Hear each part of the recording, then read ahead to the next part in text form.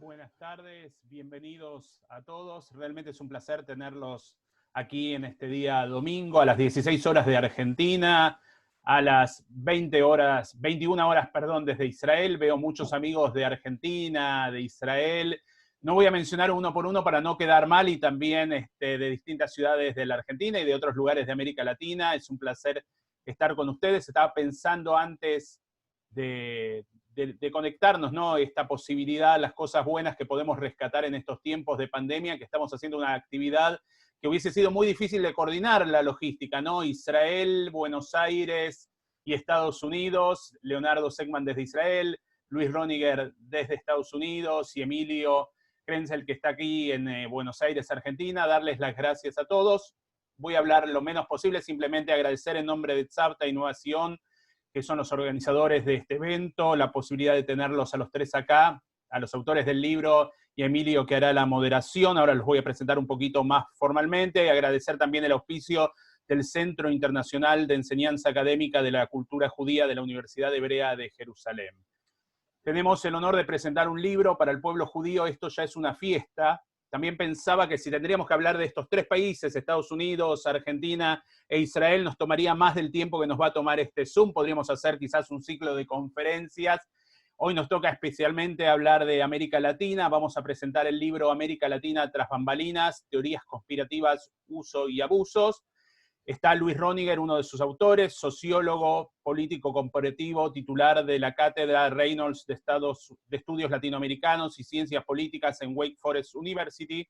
Leonardo Segman, investigador asociado del Instituto Truman para el Avance de la Paz y director de programas para América Latina de la Universidad Hebrea de Jerusalén, también autor del libro, y modera este panel Emilio Krenzel, a quien agradecemos la deferencia de haber estado. No pudimos hacerlo en otra fecha, pero cambiamos la fecha para que esté, porque ha sido pedido por los autores y también en virtud de su trayectoria nosotros queríamos que estés con nosotros. Emilio Krenzel, investigador principal del CONICET y profesor de la carrera de Sociología de la Facultad de Ciencias Sociales de la Universidad de Buenos Aires. Dirige el grupo de estudios sobre historia reciente y memoria social del Instituto de Investigaciones Gino Germani. Es autor, entre otros libros, de la historia política del nunca más, la memoria de las desapariciones en América Latina, siglo XXI, traducido al inglés, francés, italiano, portugués, y coeditor de las luchas por la memoria en América Latina, historia reciente y violencia política, Universidad Nacional Autónoma de México. Ha publicado numerosos artículos sobre historia reciente, memoria y derechos humanos, temas sobre los cuales dicta cursos de grado y posgrado en universidades argentinas y del exterior. Así que, Emilio, bienvenido. Bienvenido Leo y Luis. Los comentarios y preguntas que vayan teniendo la pueden realizar por chat, tanto las personas que están participando acá en el Zoom con el Facebook. Después Gustavo Efron, director de Innovación, va a rescatar las preguntas y los comentarios salientes para poder transmitirlos. Muchas gracias. Emilio, te cedo la palabra, toda tuya. Bueno, buenas tardes a todos y todas. Es un gran gusto participar de esta presentación y agradezco a Tzavta Innovación y a la Universidad Hebrea de Jerusalén por el privilegio de ser parte de este momento festivo, que es la publicación de un libro, y de un libro de dos queridos y estimados colegas, Leonardo Segman y Luis Roniger.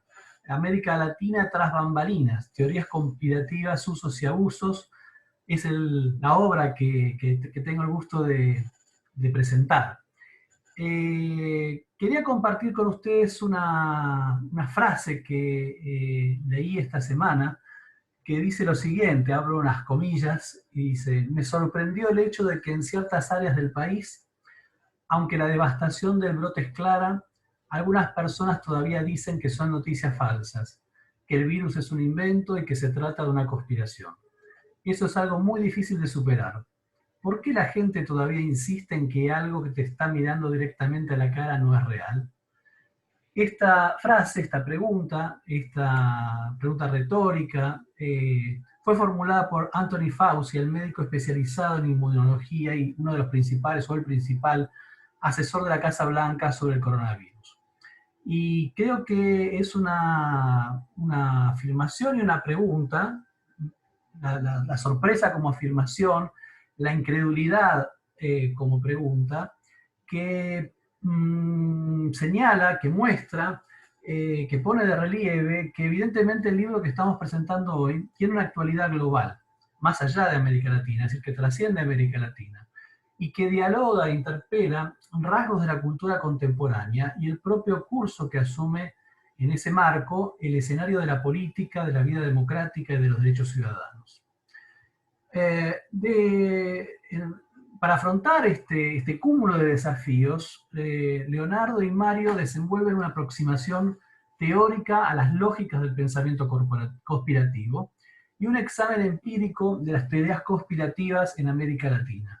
Y lo hacen con un sesgo, con una voluntad, hay que decirlo, sumamente ambiciosa, pues examinan la aparición, el surgimiento y la diseminación de estas teorías conspirativas desde los procesos de independencia de los poderes coloniales, pasando por los procesos de secularización que atravesaron las sociedades de América Latina, el ascenso luego de la constitución de los estados nacionales, los fantasmas que despertó en ese marco, unas décadas después, en los procesos de inmigración masiva, y luego ya el ascenso de los fascismos, la expansión de la revolución, las teorías conspirativas sobre las conspiraciones comunistas, las intervenciones imperialistas y las guerras interamericanas, y luego, en otro apartado, en otra sección del libro, el contexto de la Guerra Fría y hechos recientes como la destitución de la presidenta de Brasil, Dilma Rousseff, la muerte del fiscal Natalio Nisman en la Argentina, o también en este país el hundimiento del submarino Ara San Juan. Es decir, es una obra, como ustedes podrán ver, a partir de los procesos que estoy destacando, que analiza, que examina con profundidad desde una perspectiva crítica, sumamente ambiciosa y que abarca no solamente diferentes hechos o procesos, sino diferentes temporalidades históricas y diferentes contextos nacionales. Una virtud de la obra, a mi juicio, es que este examen exhaustivo y a la vez ambicioso no solamente pone el foco en los diversos escenarios locales y los casos de estudio abordados, sino que también los retrata a partir del diálogo, de un diálogo que los autores proponen y establecen con contextos transnacionales y globales que superan estos marcos locales y nacionales, y que de algún modo la incorporación de estos contextos transnacionales y globales hace inteligible, hace comprensible los casos que estudian y que examinan con detenimiento. Leonardo y Mario se preocupan por señalar que su perspectiva analítica diferencia entre la existencia de conspiraciones efectivas, si reales, y la elaboración discursiva, a menudo fantasiada, que definen con el término de teoría conspirativa. En la teoría conspirativa, proponen, están implicados hechos reales, pero también tramas arbitrariamente fragmentarias y pistas falsas. Este tipo de teorías incorporan datos aislados y rechazan poner en duda su veracidad, aduciendo que la duda es precisamente prueba de la verdad de la denuncia, ya que al dudar se intenta evitar el desenmascaramiento y mantener el complot oculto. Aquí hay un rasgo de la propuesta de los autores de la obra que me importa destacar. La duda aparece entonces como un rasgo distintivo de las teorías conspirativas. Y este es un giro especialmente significativo respecto del pensamiento cartesiano, que tenía la duda como principal, uno de los principales motores de la búsqueda de nuevos conocimientos, de avances en el pensamiento y el derribo de mitos que lo obstaculizaban. De algún modo, el nuevo giro frente a la duda manifiesta dialécticamente la contracara del pensamiento iluminista. Pero además, los autores destacan que las teorías conspirativas tienen otra característica de importancia. Dicen, la propensión a considerar que la política está dominada por maquinaciones malintencionadas y secretas de un grupo con intereses y valores enfrentados a los del grueso de la sociedad.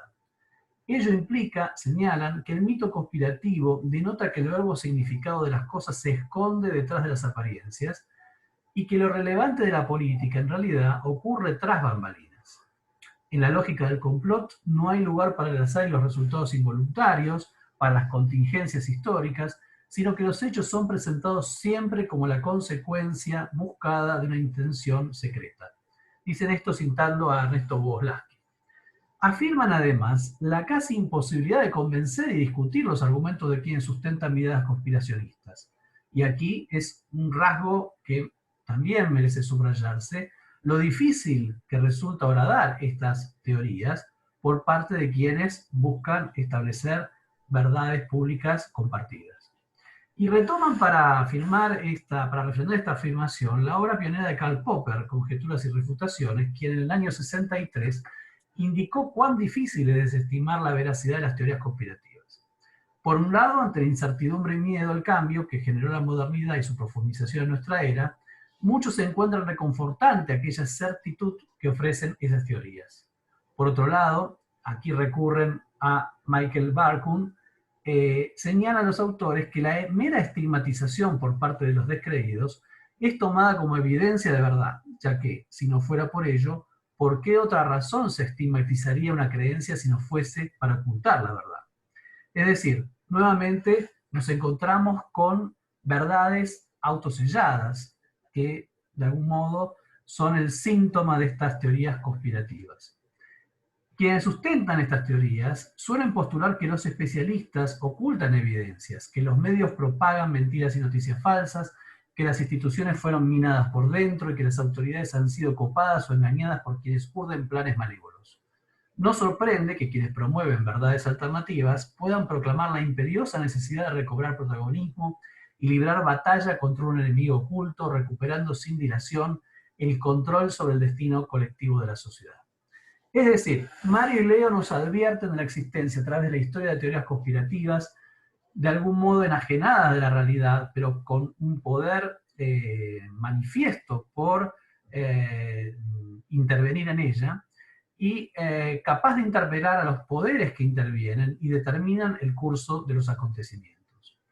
Y de manera inquietante, a través de la historización que proponen en su obra, a través de los diferentes contextos políticos en que crecen las teorías conspirativas en América Latina, muestran los escenarios en los cuales éstas encuentran propicio su desarrollo, que nos lleva a una conclusión alarmante, es decir, la actualidad del peligro de crecimiento y expansión de este tipo de teorías en la cultura contemporánea. Porque Mario y Leo señalan 4 escenarios propicios para este desarrollo. El primero, el escenario bélico, un escenario que conlleva riesgos de derrotas, pérdidas de vidas humanas y de territorio. 2, un escenario de alta polarización política, dice, típica de algunas experiencias populistas y de cambio revolucionario. 3, un posicionamiento geopolítico que ha afectado a América Latina en distintos periodos de la historia. Y 4, un estado en el cual la ciudadanía desconfía profundamente de las instituciones republicanas, la clase política y las fuerzas de seguridad y la justicia. Con estupor, repasando estos 4 escenarios que los autores destacan como propicios para el desarrollo de esta lógica, vemos que 3 de los 4 escenarios tienen vigencia actualmente. Un estado, escenarios nacionales y a la vez también internacionales de alta polarización política. Esta alta polarización política internacional o global, podemos decir entre Estados Unidos y China, pero también entre Estados Unidos y Rusia en un plano más militar, afecta el posicionamiento geopolítico de América Latina, especialmente en la actualidad. Y un cuarto ítem, en la desconfianza ciudadana en las instituciones republicanas, la clase política, las fuerzas de seguridad y la justicia, rasgo que es registrado por las diferentes encuestas como Latinobarómetro que se realizan periódicamente en América Latina y que registran esta alta desconfianza ciudadana en las instituciones republicanas, en la clase política y las fuerzas de seguridad. Es decir, que de los 4 escenarios, 3 se efectivizan en el mundo contemporáneo en América Latina. Es decir, tienen vigencia actual.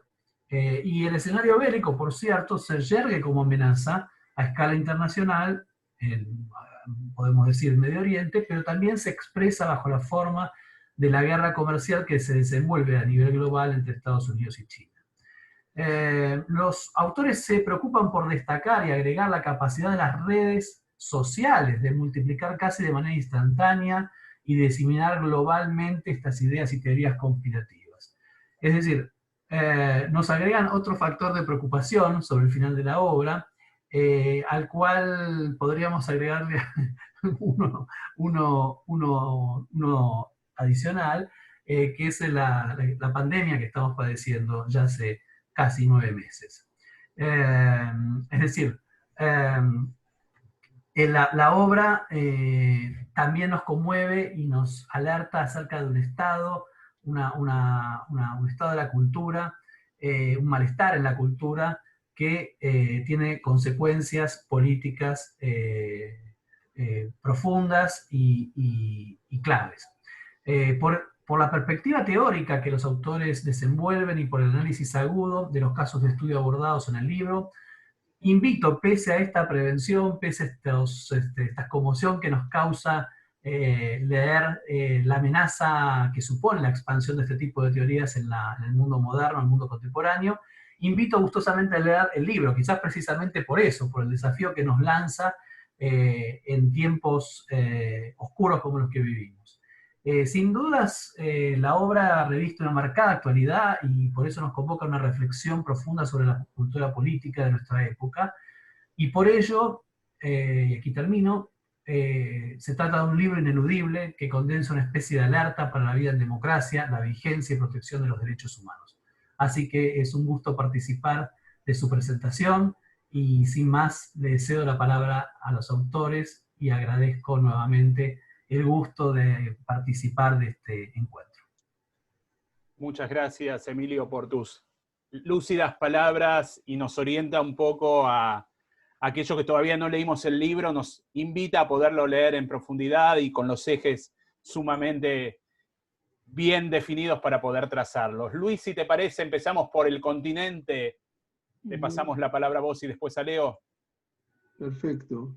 Muchas gracias, Enrique, por organizar este encuentro y Emilio por introducir y describir tan bien lo que nosotros queríamos realizar, que no es solamente el estudio sociohistórico de las teorías conspirativas, sino también entender su lógica interna y además la importancia de que entendamos la función de estos mitos conspirativos, narrativas conspirativas para la vida en democracia, la vida y la fortaleza de las instituciones democráticas. Algo que nos preocupaba a Leonardo y a mí cuando emprendimos este proyecto, que realmente, ante todo, debo decir que ha sido un gran gusto, un placer trabajar con Leo, y es decir, no hay palabras para destacar no solo la colaboración que hemos tenido, sino el mutuo beneficio de haber aportado distintas perspectivas y encontrado el punto medio discutido por largas jornadas y eventualmente haber llegado a esta obra que publicamos. Algo que debo decir antes de que empecemos, y lo voy a escribir en el chat, es que pueden descargar el libro en forma libre. Aquí lo tienen el link, vale decir, el DOI, donde pueden descargar el libro sin cargo alguno y realmente leerlo y impresionarse ustedes si todos los elogios de Emilio son ciertos o simplemente es un floreo para empezar la discusión. Pero realmente apreciamos lo que has, tal como lo has presentado, y gracias a todos por participar hoy. Voy a ser breve para dar lugar después a una discusión más puntual. Lo que quiero decir es que las teorías conspirativas, en nuestra opinión, no son irracionales, tienen su propia lógica.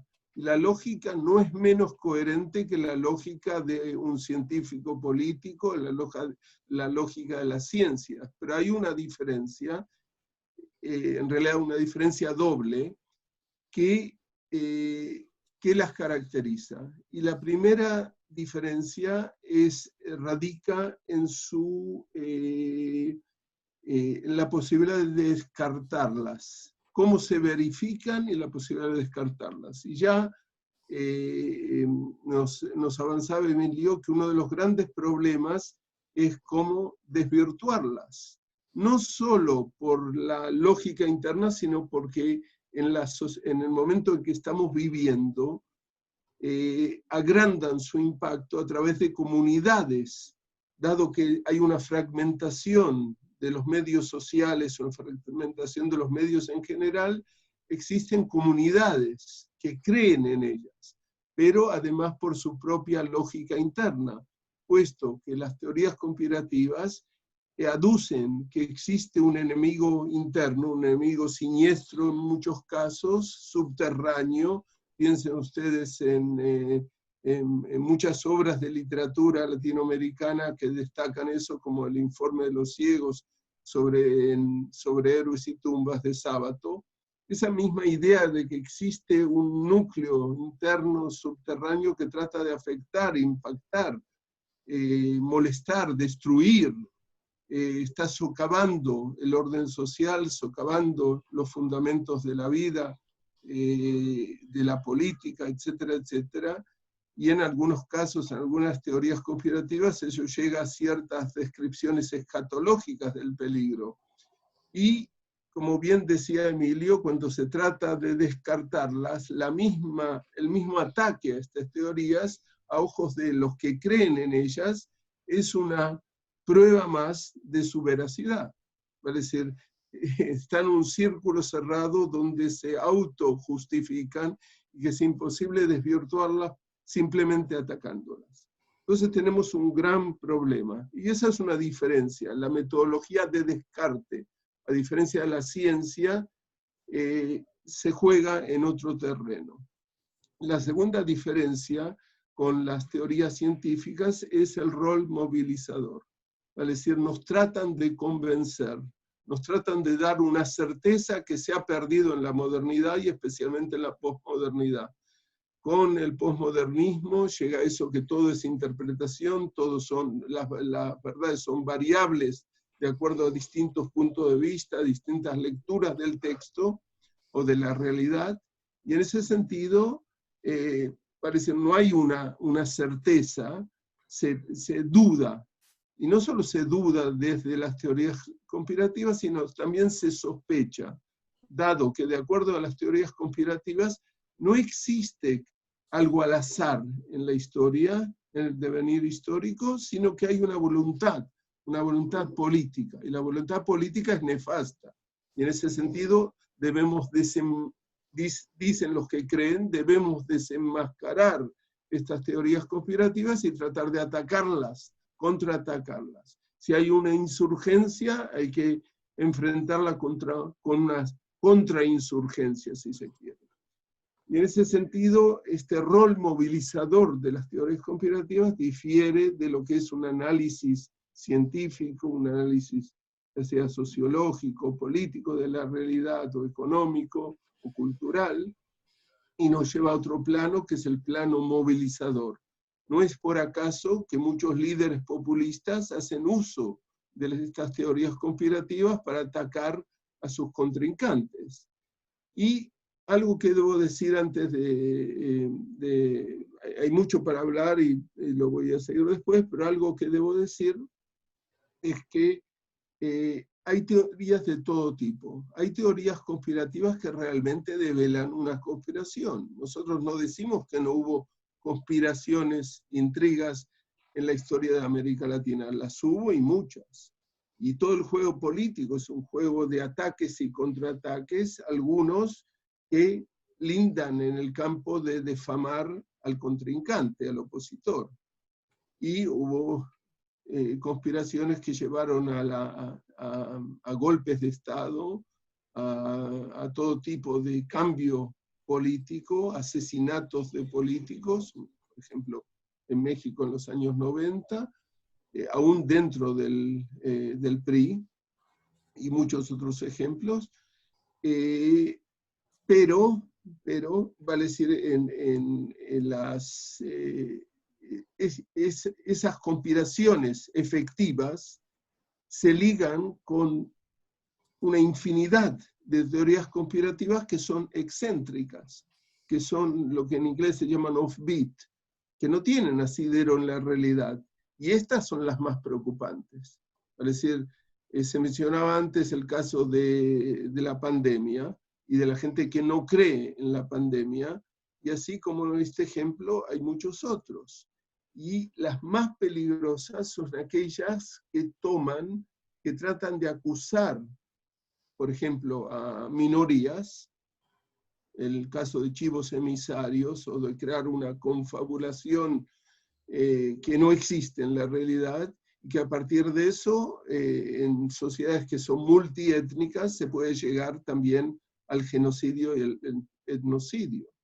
Es decir, las teorías conspirativas pueden ser benignas, por un lado, pueden ser erróneas también, pero por otro lado pueden ser malignas y que pueden llevar al descalabro de la convivencia democrática. Y en ese sentido, es decir, lo que nosotros hacemos más allá del análisis de caso, y algunos de esos casos son escalofriantes, por ejemplo, piensen ustedes en la masacre de miles de haitianos en la zona fronteriza entre la República Dominicana y Haití en 1937, para consolidar la identidad nacional, un manejo, un manipuleo justificado a posteriori por una teoría conspirativa ideada por Trujillo, el presidente de la República Dominicana. Es decir, casos como esos y casos diferentes, pero también que crean quimeras conspirativas, son casos que deben realmente preocuparnos, especialmente en la actualidad, como decía yo, cuando ha habido un auge del populismo y de la polarización política, donde ha habido un auge de los que descartan la verdad, cuando ha habido en los medios una fragmentación de interpretaciones y lecturas, y especialmente en algunos casos, y creo que aquí nos estamos acercando a casos de América Latina, donde ha habido una historia de descrédito de las instituciones, a veces justificada, pero que ha creado una base muy fuerte para que quien quiera, a partir del poder, manipular, o a partir de abajo tratar de desafiar al poder, hacer uso de estas teorías conspirativas. Bueno, creo que tal vez me he excedido. Leonardo seguramente complementará lo que hemos dicho. Muchas gracias. Voy a primero agradecer muchísimo a Tzavta Innovación por armar esta reunión transnacional. Estoy muy conmovido de que veo amigos y amigas, no solamente de Argentina, de Israel, también de Brasil, de Estados Unidos, por supuesto, de París, de Italia. Y por ahí me olvido de otros países. Y en tercer lugar, quiero agradecer muchísimo a Emilio, a quien considero uno de los investigadores más serios que ha tenido este país en materia de derechos humanos, y sobre todo aquel libro que ya es un icon, que es la historia del nunca más.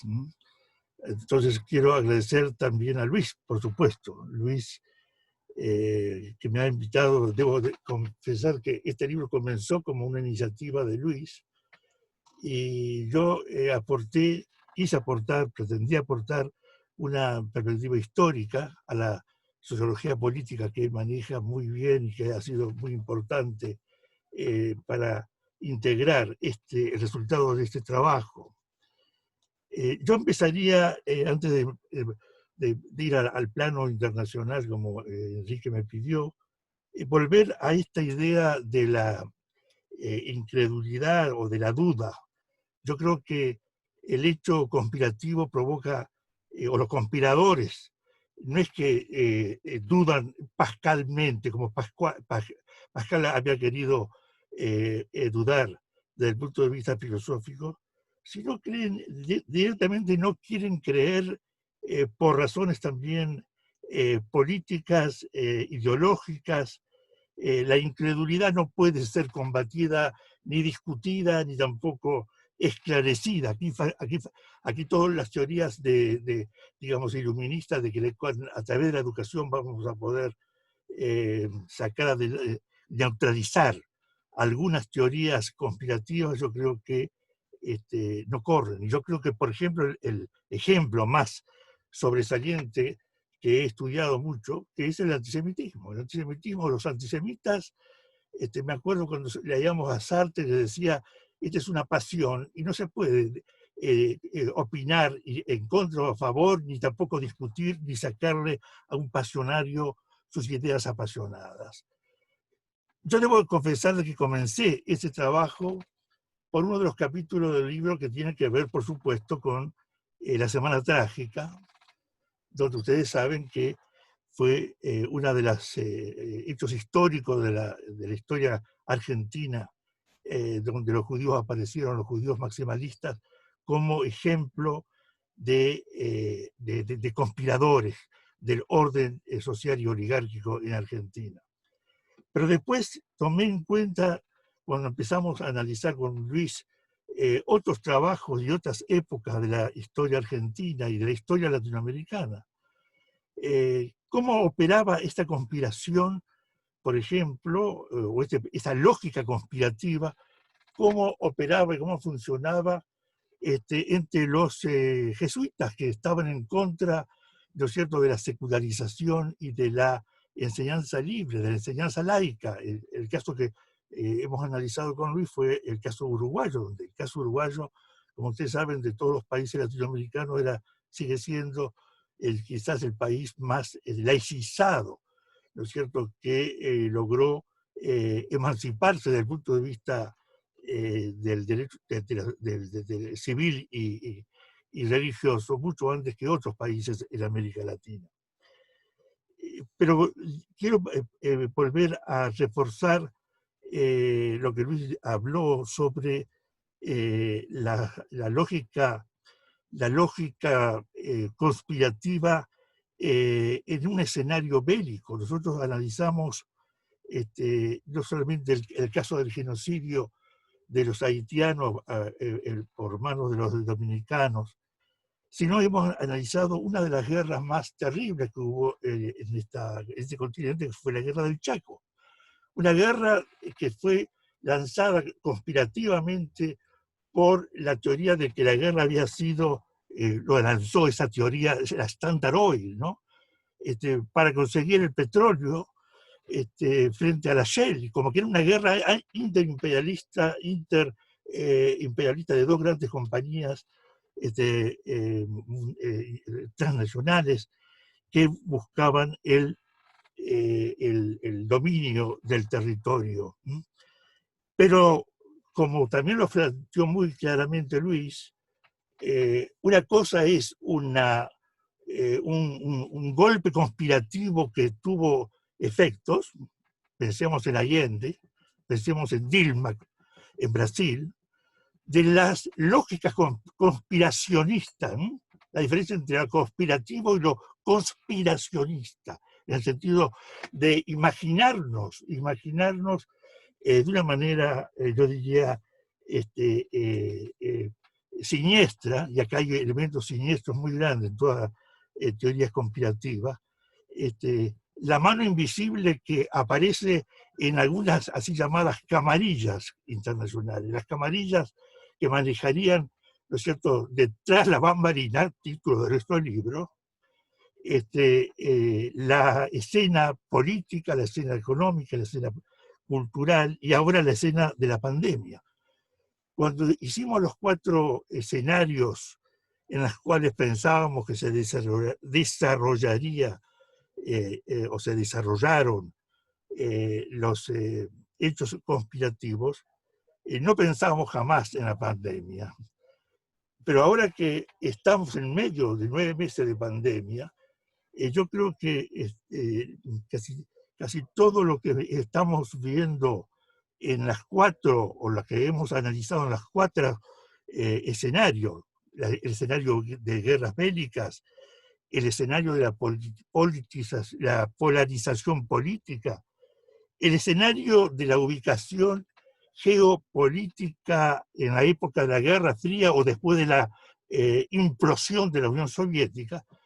Yo creo que este tipo de escenario, o la dinámica de este tipo de escenario, yo creo que es correcto también poder proyectarla en este quinto área, que sería el área de la pandemia que estamos nosotros señalando, viviendo. Por último, quiero decir algo en el contexto que también lo señaló muy bien Emilio, el contexto internacional, o el contexto de la trama internacional conspirativa.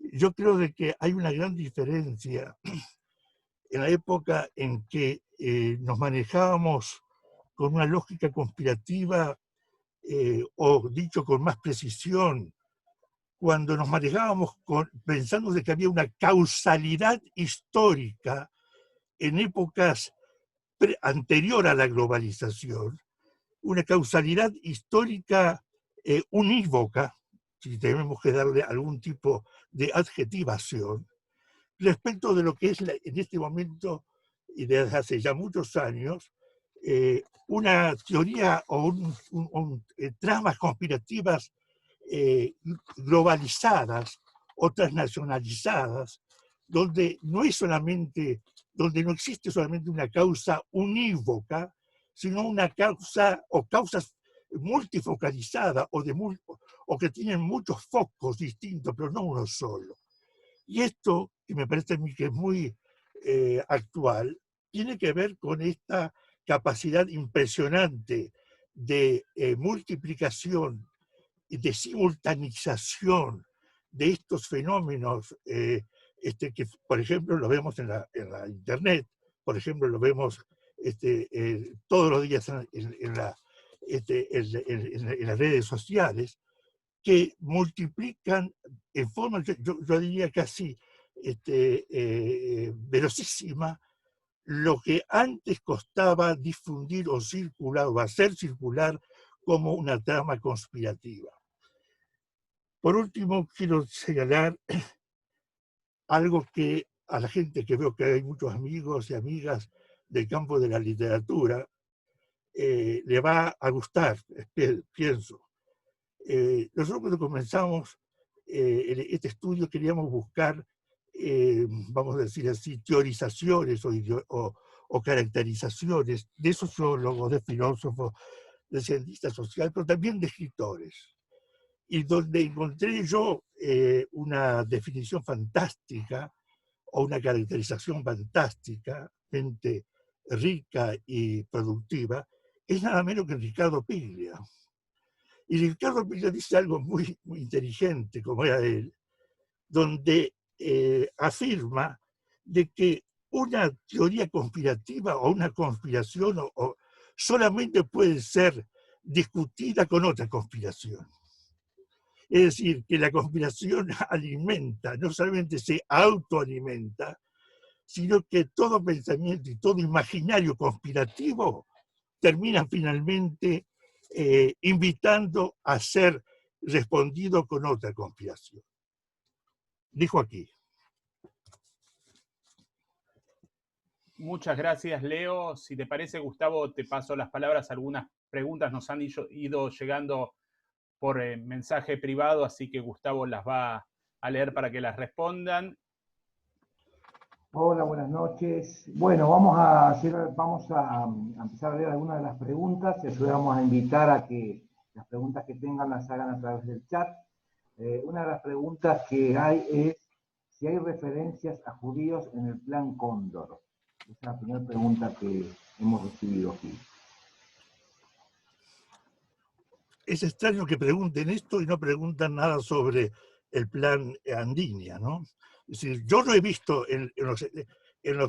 cuando analizamos las teorías conspirativas del Plan Cóndor y la documentación que hay sobre el Plan Cóndor. Yo no he visto nada referido a judíos.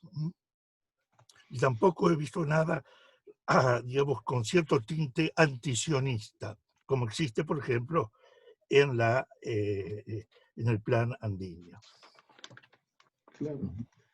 Vale, lo interesante, hay un capítulo, un subcapítulo, donde nos referimos a toda la idea de la sinarquía y cómo se va mutando hasta llegar a lo que es el Plan Andino. Y en ese sentido, ustedes recordarán las declaraciones de Bendini, del comandante jefe del ejército, allá por el 2003, si no me equivoco, sobre los mochileros israelíes. Y ustedes ven ahí cómo funciona el pensamiento, cómo se va transmutando y se va generando en determinados momentos a partir del exilio de Perón y de estas ideas se van, yo diría, reproduciendo aún antes de esta época, de esta vorágine de la Internet. Encontramos a un sociólogo como Ceresole siendo el consejero de Hugo Chávez, y estas mismas ideas que se venían trazando en Argentina por varias décadas, ahí por fines de los 90 o la segunda parte de los 90, reproduciéndose también en Venezuela y afectando también el pensamiento tanto de gente de derecha como de gente de izquierda. Y esto afecta no solo, nosotros hablamos, la pregunta era sobre los judíos, pero piensen ustedes que este mismo pensamiento, este mismo imaginario conspirativo que estaba siendo aplicado a los judíos, a los israelíes, etcétera, etcétera, a los mochileros israelíes, tratando esta misma idea de que se estaban tratando de recrear un segundo Estado judío en la Patagonia y tomar partes de la Patagonia. He visto que estaba Mónica Gatica también, que ha trabajado sobre la Patagonia, seguramente tendrá lo que decir sobre esto. Pero este mismo pensamiento se ha aplicado también a los mapuches. Por ejemplo, había un encuentro, ellos se llamaron un network, una red de mapuches que decidieron poner la palabra internacional. Esto bastó para que se pensara que los mapuches que estaban demandando tierras en Chile y también supuestamente en parte de la Argentina, de la Patagonia Argentina, fueran tildados nuevamente de parte de una conspiración internacional. Y lo mismo le sucedió a alguien que quiso comprar tierras para salvarlas del abuso, ¿no?, del desarrollo y de la destrucción, para crear lo que se llama la sostenibilidad de la naturaleza. Este fue un empresario norteamericano, fundador de varias empresas sostenibles de ropa, etcétera, etcétera, que sufrió la muerte en un accidente, pero las teorías conspirativas sobre su posible asesinato se fueron recreando en forma monumental. Es decir, no es solamente el tema judío, sino este mismo imaginario se aplica a otras minorías de igual forma. Eso es importante destacar. Bien, acá hay una pregunta que dice, mi pregunta es si se podría hablar de un conspirativismo periférico, es decir, que es el resultado del lugar marginal de América Latina en la esfera global. Mónica pregunta. Mónica Gatica. Eso yo leo y después sigue. Esto es justamente uno de los argumentos que decimos cuando hablamos de los contextos. Más allá de los contextos específicos, decimos que hay dos metacontextos. Y uno de ellos es la marginalidad, el sentirse marginales dentro del ámbito global. América Latina se ha pensado, se ha pensado en forma, ha entendido su posicionamiento marginal en el mundo. Y a partir de eso surge la pregunta, ¿cómo es eso? Alguien nos está, las corporaciones internacionales, quienes nos dan los préstamos, el Fondo Monetario Internacional, el Banco Mundial, etcétera, etcétera, los Estados Unidos, ahora China, es decir, todo eso es cierto, pero lo que debemos reconocer es la falta de toma de conciencia sobre la propia responsabilidad en estos procesos. Leo estaba hablando sobre la guerra del Chaco. Sin lugar a dudas, la Standard Oil existía en el Chaco y estaba emplazada en Bolivia, pero quienes destacaban que esto era toda una trama manejada por la Standard Oil, olvidaban mencionar que había antes de la guerra había un conflicto entre el Estado boliviano y la Standard Oil. Va a decir, no era que la Standard Oil y el Estado boliviano le había quitado los camiones a la Standard Oil, va a decir, y todo, la Standard Oil no les pagaba, no había cumplido los contratos, iban a abolir los contratos, va a decir, había una tensión. Sería interesante explicarles en detalle cómo se va generando esta trama conspirativa detrás de la guerra del Chaco, cómo se va proyectando desde Paraguay y Argentina, eventualmente hacia los Estados Unidos, y después de los Estados Unidos vuelve hacia América del Sur, una trama que se proyecta en forma transnacional. Eso para comenzar. Leo. Está bien, yo tengo poco más que agregar de lo que dijo Luis. Lo que sí valdría la pena pensar, digamos, me puse cuando hicimos el trabajo, nos hemos metido también a analizar la lógica conspirativa de las teorías de la dependencia en ciencias sociales en América Latina en la década del 70.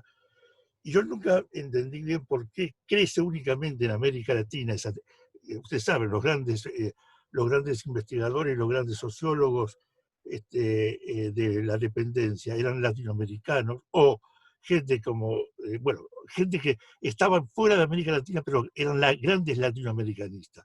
¿Por qué no pasó eso en los otros continentes, en las otras zonas periféricas del primer mundo? Para mí fue vamos a decir así, un llamado de atención para entender que la doctrina o las lógicas conspiracionistas no solamente funcionan, que ven el enemigo externo, que buscan solamente los factores externos y subestiman los factores internos. No solamente digo que las lógicas conspiracionistas están en la política, en la lucha por el poder, en la lucha por desplazar a otros del poder, sino también en el pensamiento sociológico. Yo creo que este es otro aspecto que me parece en las cuales nos hemos insertado con Luis, y que creo que tiene cierta consistencia y coherencia interna con las otras dimensiones del fenómeno. Y lo que debemos agregar, Leo, es que aún algunos de aquellos que fueron las grandes luminarias de la teoría de la dependencia, o los grandes propagadores de la dependencia, a posteriori eran bastante críticos. Es decir, con el pasaje del tiempo se volvieron muy críticos sobre cómo habían visto en su momento y creado una metateoría para explicar la marginalidad. Pero la marginalidad, por supuesto, es una fuente, para redondear la pregunta, es una fuente ineludible de tratar de encontrar los culpables. En ese sentido, los culpables externos o los colaboradores internos con quienes nos afectan desde afuera. Y la segunda, el segundo metacontexto es el contexto de las luchas políticas, donde en sociedades donde no siempre las normas procedurales de cómo llevar adelante la política se respetan, eso también es una fuente inacabable de conspiraciones y teorías conspirativas, de unos contra otros, y la polarización bajo líderes populistas es simplemente, yo diría, la punta del iceberg de toda una serie de pensamientos e imaginarios conspirativos. Bueno, voy a leer un par de comentarios y preguntas más que hay en el chat. Bien, Cristina Ponce, tenemos en 1971 Sandiña, quizás, tenemos más actualizado en Argentina pensando en el Plan Cóndor, que lo relacionó con los mapuches. En 2018 se retoma a hablar del Plan Andiña en los medios de comunicación en la época de la separación de Santiago Maldonado. Un comentario, luego Ángel Colfister, ¿han visto alguna correlación entre las personas que aceptan ideas conspirativas y sus personalidades de no aceptar que puede ser incorrecta, es decir, una vez aceptada esa teoría por una persona? Gustavo, no se te escucha claramente. No se escucha. Perdón. Bien, repito, ¿y han visto alguna correlación entre las personas que aceptan ideas conspirativas y sus personalidades de aceptar que sean incorrectas? No sé si quieren responder a estas y leo algunas más, o si prefieren que siga leyendo algunas más. Leo, ¿quieres? Yo quisiera decir algo sobre esta última pregunta. Vamos a decirlo bluntly, ¿no? La teoría conspirativa afecta tanto a una personalidad de izquierda como de derecha, a una personalidad populista como revolucionaria marxista-leninista. Vamos a empezar por ahí. Y después vamos a tratar de ver cuáles son los mecanismos internos del modo en que fueron ellos, en el modo en que ellos construyeron fue construida la subjetividad del sujeto conspiracionista de derecha o de izquierda, marxista o populista. Yo creo que la cosa es mucho más complicada que perdón, mucho más complicada y que merecería un abordaje mucho más integrativo y no solamente relacionarlo entre psicología individual y lógica conspirativa. Creo que hay que plantearlo en una dimensión más amplia. Luis, ¿quieres seguir vos? No, Gustavo. Bueno, Marta Toppel, bueno, dice que bajó el libro, está ansiosa por leerlo. Quería preguntarles si separaron o analizaron la variable mística que parecería estar presente en muchas de las teorías conspirativas, desde los protocolos hasta los terraplanistas. Miguel Serrano en Chile, por ejemplo, la nueva era. No entendí muy bien la pregunta. Si han considerado la variable mística que puede estar presente. Mística, sí, claro. Digamos. Esa es una pregunta. Y Perla Sne dice, en la línea de lo que dice Marta Toppel, es interesante que subrayen cómo las teorías conspirativas permiten sostener una voluntad que excluye toda participación del azar en la historia. El azar. Es que yo creo que justamente, Perla, las teorías conspirativas, como decía antes Luis, están como atadas a una predeterminación. Es un poco lo contrario del azar, ¿no? Yo creo que, por lo menos los ejemplos que conocemos de las teorías conspirativas, tanto de la derecha como de la izquierda, tienen detrás todo un armazón y toda una Biblia, si queremos llamarlo así, o un Corán, que todo está determinado, ¿no? Yo no creo que tenga que ver el azar. En cuanto al tema de Marta, la pregunta de Marta Toppel, nosotros no hemos analizado casos, podemos conjeturar, pero no hemos analizado casos concretos en los cuales la lógica conspirativa fue llevada adelante por gente con tendencias místicas o con, digamos así, mesiánicas, ¿no? Yo creo que sí, el mesianismo político está funcionando también con una mentalidad conspirativa. Esto ha sido estudiado, como sabes tú muy bien, por Jacob Talmont cuando analizó el fenómeno de la Revolución Francesa y de los jacobinistas y de toda la... Pero yo no creo que en nuestro caso, en el libro que hemos analizado, podamos dar un ejemplo de digamos, de mesiánicos conspirativos, ¿no? Con Luis hemos, sobre todo Luis, yo creo que te voy a invitar al día Luis que lo desarrolle más. Cuando terminamos el libro, encontramos que el supuesto plan conspirativo de la URSAL, inventado en Brasil por Ciro Gómez, ¿no? Perdón, por Cabo Daciolo, que era del Partido Patriótico. Yo vi en ese caso, en ese personaje, rasgos así medio como mesiánicos.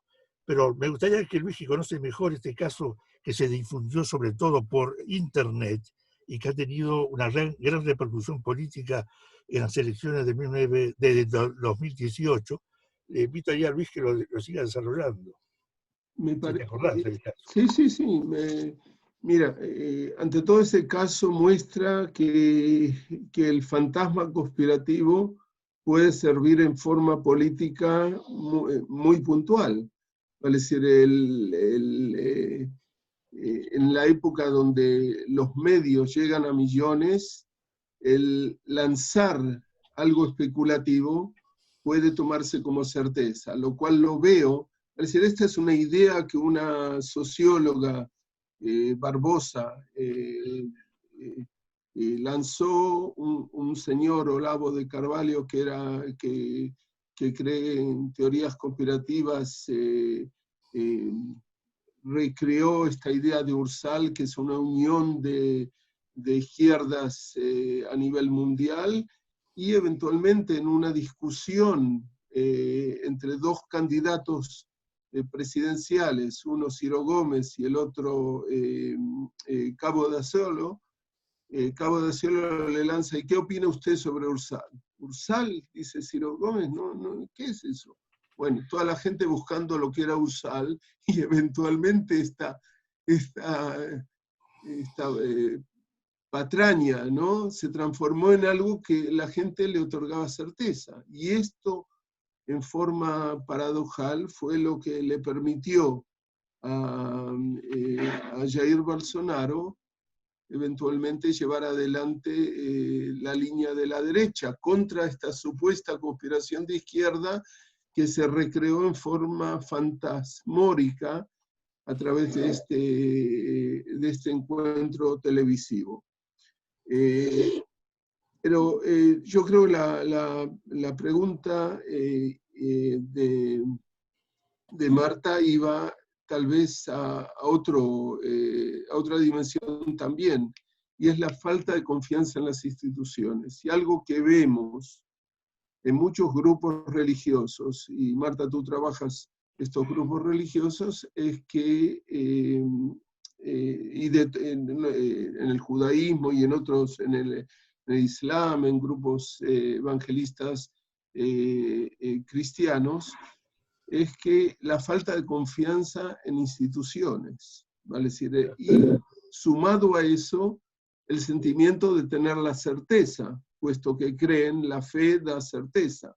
Entonces, cuando se une la certeza y la falta de confianza en las instituciones, este es nuevamente un ámbito donde las teorías conspirativas pueden llegar a florecer.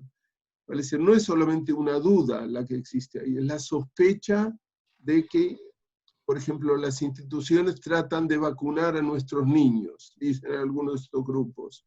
No les creamos. Las instituciones nos dicen: no manden a los niños a las escuelas puesto que existe la pandemia. No, ellos lo que quieren es que los niños se queden en la casa,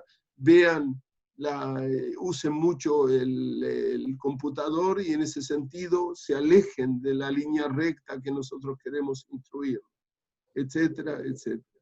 Es decir, yo creo que eso es parte de la razón por la cual estos grupos que en muchas sociedades son minoritarios, desechan las recomendaciones, por ejemplo, ahora sobre la pandemia. Esto sucedió en Nueva York, por ejemplo, es un caso típico de los barrios judíos ortodoxos de Nueva York, y la reacción ante determinadas políticas que la ciudad de Nueva York o el estado de Nueva York determinaban que eran convenientes para detener el contagio.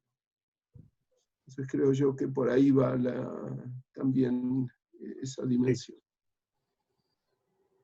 Bien, Leonor Chara dice, ante la desigualdad evidente latinoamericana, hablar de teorías conspirativas en los populismos latinoamericanos no es quitarles la posibilidad de lucha frente a esa desigualdad. Hay un hilo fino que puede romperse a favor de los poderosos de la tierra. Sí, sí, realmente no, es verdad eso.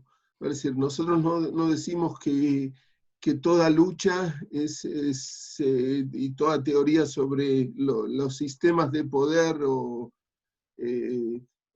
la desigualdad social no existe, y que toda lucha es simplemente tratar de crear una trama cooperativa. No, hay lucha de poder. Eso es. Las teorías la lucha desde abajo, o el uso de teorías cooperativas desde arriba para terminar con desafíos. Son dos ejes complementarios. Vale decir, concuerdo, por supuesto, que hay que analizar quién usa teorías conspirativas o imaginarios, proyecta imaginarios conspirativos, con qué finalidad y cómo son desafiados. Algunos de los más peligrosos imaginarios conspirativos son aquellos que se desarrollan a partir de las estructuras de poder, para terminar con todo tipo de oposición. Pero eso no es solamente, no es que el populismo o los así llamados populismos vienen a defender, son los únicos que defienden los intereses o la justicia social. Hay que tomar bien en cuenta que es una lucha por el poder. Y en ese sentido algunos populismos lo han usado para desvirtuar el pluralismo político y tratar de asumir posiciones de poder en una forma que desvirtúa toda posibilidad de oponerse a ellos. Eso también hay que tomarlo en cuenta. Es decir, la lucha por la justicia social, que es legítima, y por otro lado, también el pluralismo, que es muy importante dentro de una sociedad democrática. Yo quería simplemente agregar, porque vi también que otra pregunta era que dimos ejemplos de teorías conspirativas desde la izquierda, si no me equivoco, hubo una pregunta así. Yo diría que acá tenemos realmente diferentes modelos históricos de conspiracionismo. El estalinismo fue uno de los peores regímenes conspirativos, que mandó a matar a millones de personas y a exiliar a otros tantos. Y yo pensaba pensábamos como una especie de como pensamiento simétrico pero inverso, ¿no? Que es otra de los defectos que tenemos para razonar, porque estamos acostumbrados a pensar o en términos de analogía, o de la lógica analogía, o la otra, que es la simetría, ¿no? Yo pensaba de que, algún principio, de que no podía, que cuanto a mayor democracia, que cuanto a mayor sistema pluralista y mayor instituciones transparentes, podría existir menos teorías conspirativas. Pero Trump me mostró todo al revés. Vamos a decir que el trumpismo de pronto me demuestra de que en el corazón de la democracia occidental, en el país más, digamos así, de tradición republicana y democrática y de transparencia, hay una cantidad de millones de personas que le siguen creyendo a este político. Político que hay que definirlo de una manera, ¿no es cierto? Entonces, cuando pedimos ejemplos o modelos en los, políticos o sociopolíticos en los cuales estaría anclado mejor la lógica conspirativa, no podemos olvidarnos que también la democracia, que también los regímenes democráticos tienen políticos y tienen instituciones y corporaciones con una lógica conspirativa.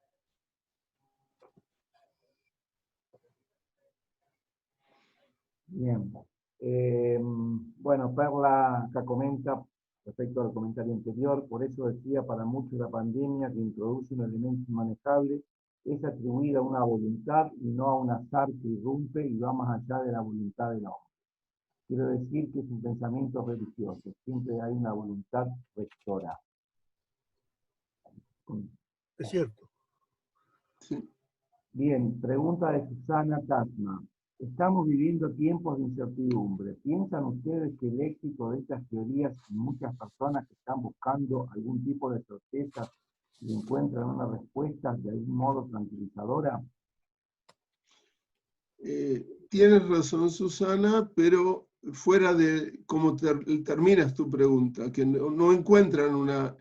Es una respuesta de algún modo que cierra la duda y les crea certeza, pero no es tranquilizadora, porque ellos siguen pensando que existe un peligro inminente de gente traidora, de gente que busca su mal, de procesos que subterráneos, por ejemplo, Leo mencionaba a Trump. Una de los grandes temas de Trump es que existe un estado, ¿cómo traducen deep state? Un estado dentro del estado. Sí.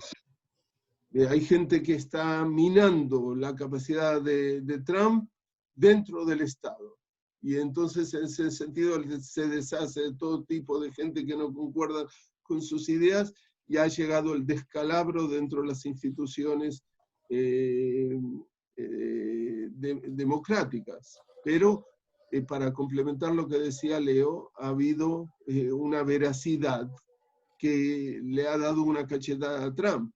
Trump ha querido llevar adelante todo tipo de querellas legales, más de 30, y las han rechazado, aún jueces que él ha puesto dentro del Poder Judicial, que él ha llevado a designar y a confirmar en el Poder Judicial. Va a decir, gente republicana o gente de la administración de cada una de lo que en Estados Unidos se llaman los estados y en Argentina se llamarían las provincias, que han ratificado los resultados y entonces no hay forma que Trump pueda llegar a desafiar los resultados. Es decir, existe cierta institucionalidad, aun cuando Trump quiere llevar al movimentismo, es decir, ha creado un movimiento y lo va a seguir estimulando, donde ha vaciado al Partido Republicano de los Estados Unidos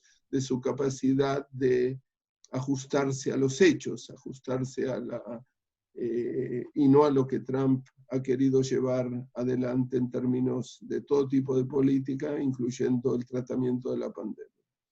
Yo creo que en ese sentido, en Estados Unidos, por ejemplo, las instituciones han sabido reaccionar, lo cual no quita que tenga millones de personas que sigan pensando que lo que él dice es la verdad absoluta.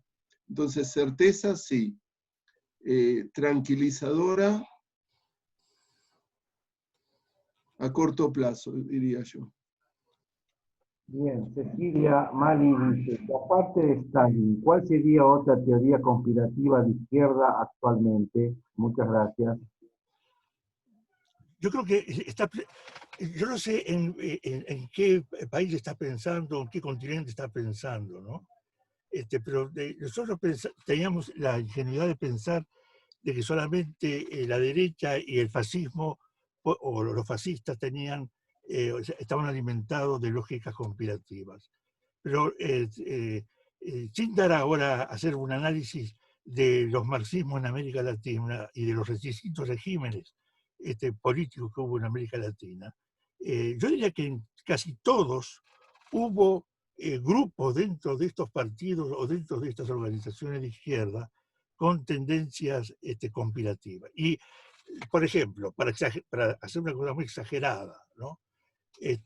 Cargar todo al imperialismo externo, por ejemplo, yo pienso que es es un ramazón más, un fleco más de ese pensamiento conspirativo de que todo, la culpa viene de afuera, ¿no? Por ejemplo, y eso merecería analizarse caso por caso y país por país y época por época, ¿no es cierto?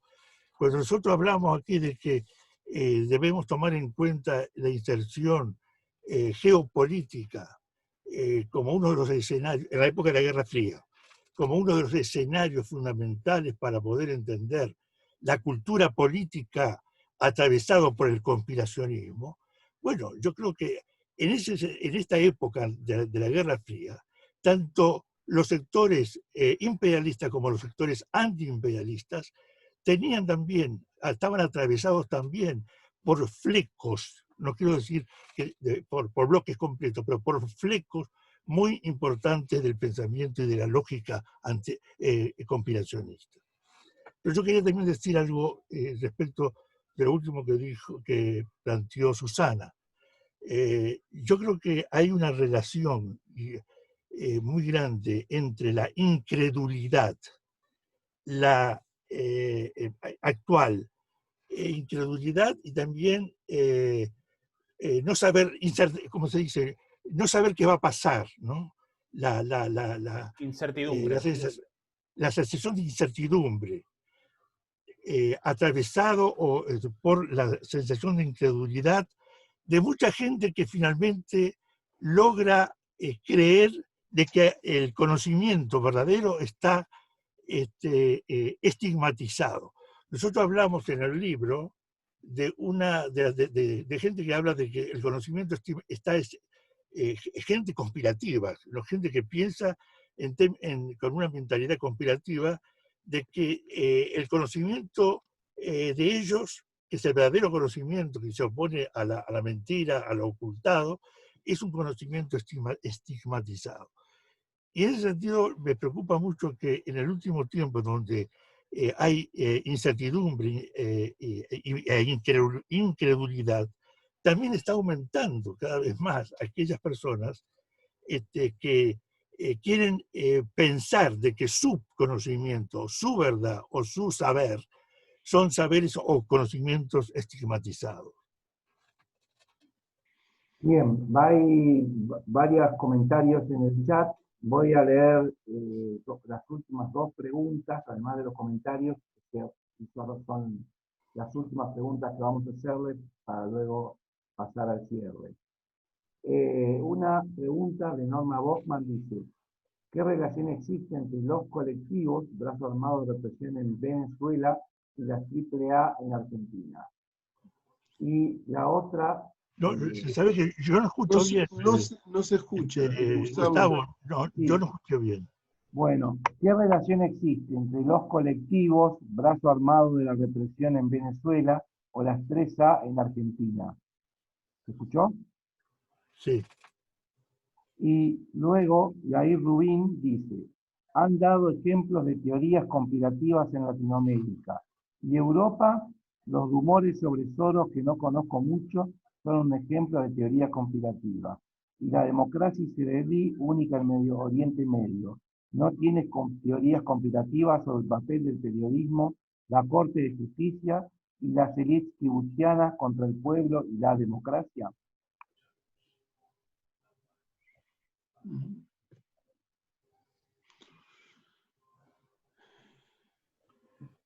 Se quedaron sin palabras, ¿eh? No se peleen para ver quién es el tratando primero que contesta, ¿eh?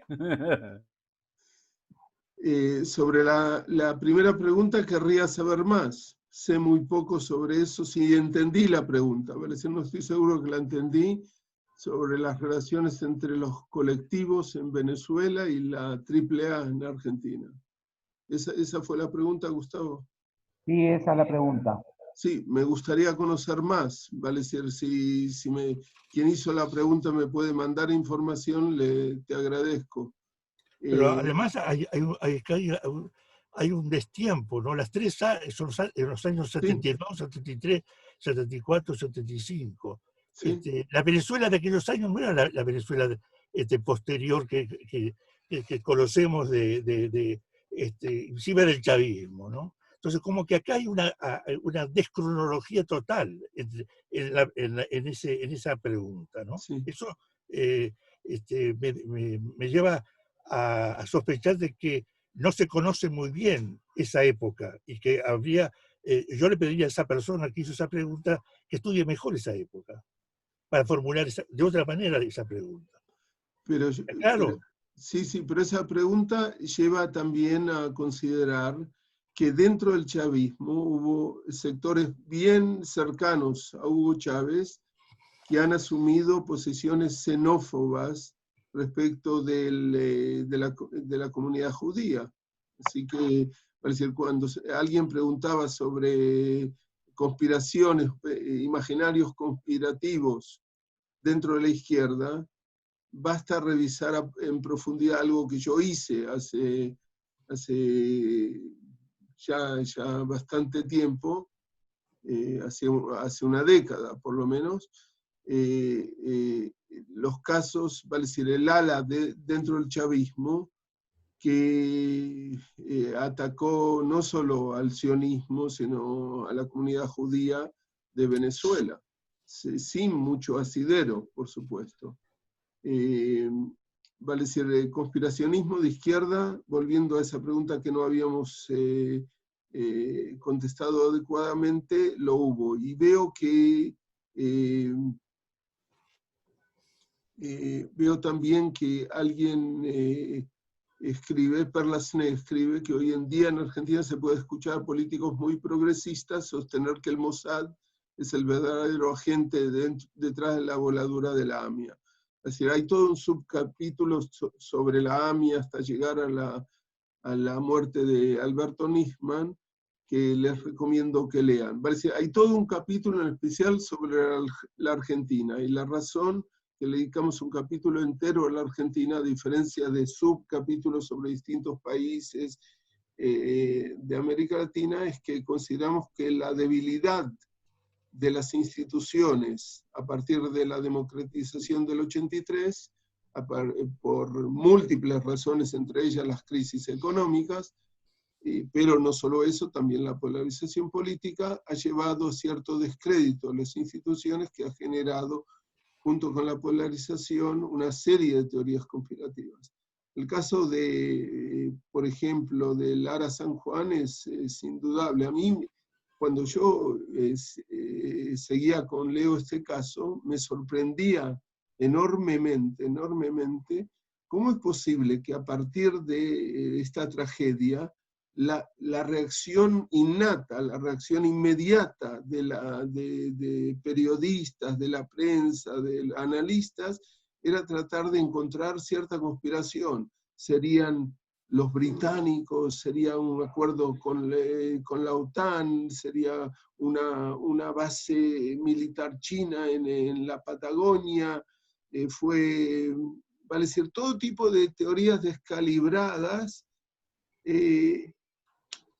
cuando la realidad era mucho más gris, ¿no? Que las reparaciones de medio tiempo del Ara San Juan del submarino se habían hecho de una forma para ahorrar dinero y para hacerlo en forma patriótica a partir de una empresa nacional, las habían hecho como si fuera un trabajo de soldadura simple. Y entonces el submarino que podía sumergirse hasta 40 metros, cuando lo mandaron a 50, 60 metros, se hizo añicos. Vale, es decir, yo sorprendido por las teorías conspirativas en torno a lo que sucedió, va a decir, hoy ya estamos más allá de eso, pero en su primer momento, la primera reacción era de pensamiento conspirativo. Y sobre la pregunta de Israel, si no es cierto que en Israel aquellos cercanos al poder tratan de desvirtuar a partir de todo tipo de teorías conspirativas a las instituciones y debilitar las instituciones, es cierto eso. Parece yo creo que existe populismo de todo tono. Existe populismo de derecha y existe populismo de izquierda, y en forma tal vez no sorprendente, a veces utilizan los mismos mecanismos y las mismas formas de tratar de sostenerse en el poder. Bueno, muchísimas gracias, Luis y Leonardo, primero por la presentación que hicieron, y en segundo lugar también por todas las preguntas, agradecer al público todas las preguntas y comentarios. Como dije, el libro, puse ahí el link también que Luis gentilmente nos cedió, para quienes lo quieran bajar gratuitamente lo pueden hacer. Vamos a subir el link también a la página de Facebook de Tzavta Innovación para quienes no lo pudieron copiar. Si les parece, vamos a cerrar con Emilio. Si querés dar el cierre, Emilio, así como diste la apertura, te invito a cerrar esta actividad. Agradeciendo, por supuesto, a todos en nombre de Tzavta Innovación, a Emilio por su coordinación y calidez y sobre el trabajo que hizo previo sobre el libro, a Leonardo Segman y Luis Roniger, no solo por compartir este espacio, sino por escribir un libro que es tan importante para poder comprender los fenómenos que pasan dentro de América Latina, y esperamos, ahora que tenemos el link, poder difundirlo y disfrutarlo en su lectura. Muchísimas gracias. Bueno, de mi parte simplemente agradecer a los organizadores y a los autores por esta invitación y por haber podido participar de esta presentación de este libro, que evidentemente concitó interés, preguntas, comentarios, y bueno, seguramente va a suscitar otros y otras luego de la lectura. Así que simplemente gracias, y que disfruten de la lectura porque vale la pena la obra. Bueno, muchísimas gracias. No, gracias a ustedes. Vamos a terminar la actividad. Desearles buenas tardes a los que estamos en esta región, buenas noches a los que están en Israel, que es un placer verlos. Ya que estoy, comento la próxima actividad, no lo suelo hacer, pero pienso que puede ser de interés porque también tiene que ver con algunas cuestiones de América Latina.